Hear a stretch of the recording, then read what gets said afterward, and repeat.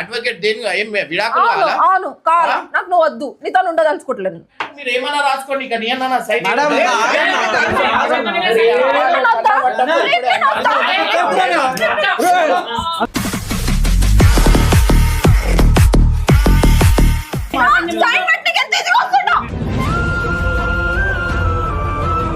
Phone ఎందుకు ఇవ్వాలా? వద్దని ఎప్పటి నుంచో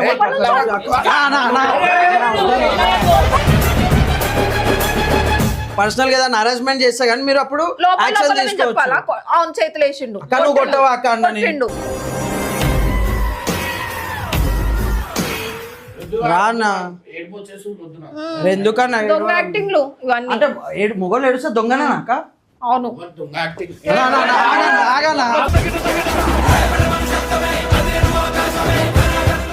చేసుకొని బాధపడుతున్నా. నేను ముందే ఇంత సైకో అంటే నేను చేసుకోకపోతుండే.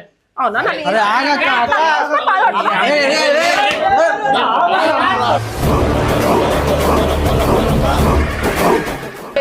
అనుకుంటున్నా ఇంకో పెళ్లి చేసుకుంటా అప్పుడు బదలాం చేయి. అర్థమైందా? పోనీ అక్క